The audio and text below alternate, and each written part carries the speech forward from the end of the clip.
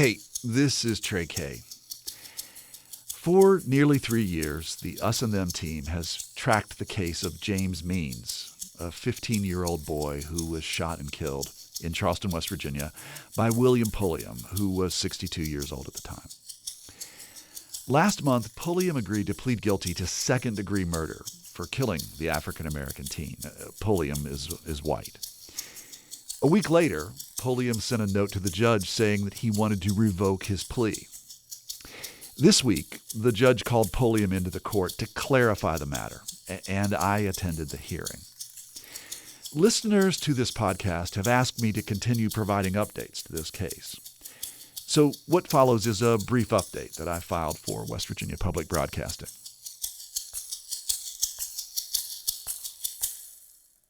Kanawha County Circuit Court Judge Charles King requested that William Pulliam appear in court Wednesday in Charleston to answer questions about 2 handwritten letters the 65-year-old Charleston native sent to the judge.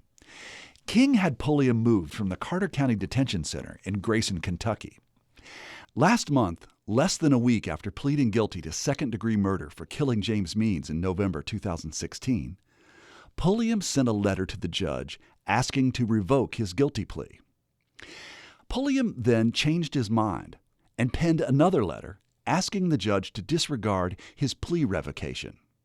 In his note, he wrote that if he were to continue and let this matter go to trial, he feared the publicity would cause his 3 grandchildren more shame and embarrassment.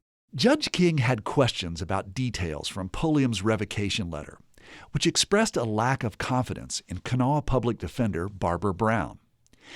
But in Wednesday's hearing, Pulliam said that he does have confidence in Brown. Pulliam was originally charged with first-degree murder for killing Means.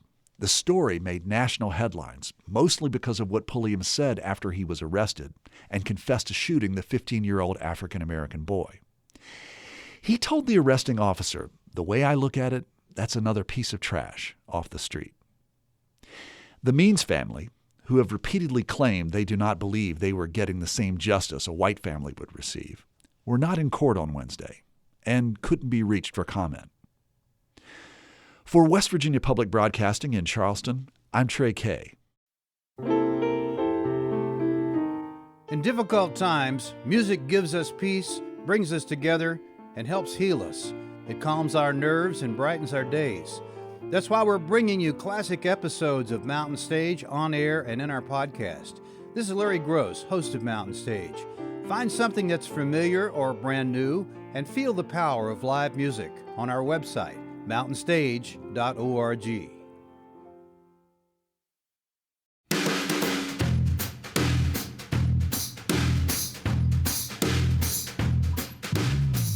You've been listening to Us and Them.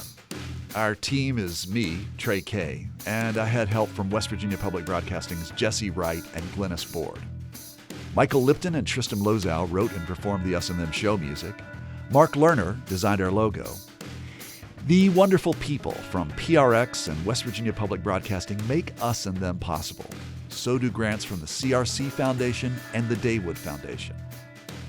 Us and Them was originally developed with the assistance of the Mentorship Program at AIR, the Association of Independents in Radio.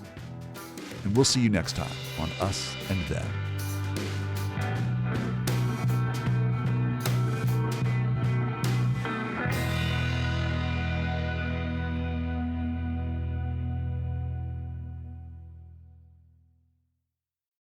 Support for this podcast comes from the Corporation for Public Broadcasting. From PRX.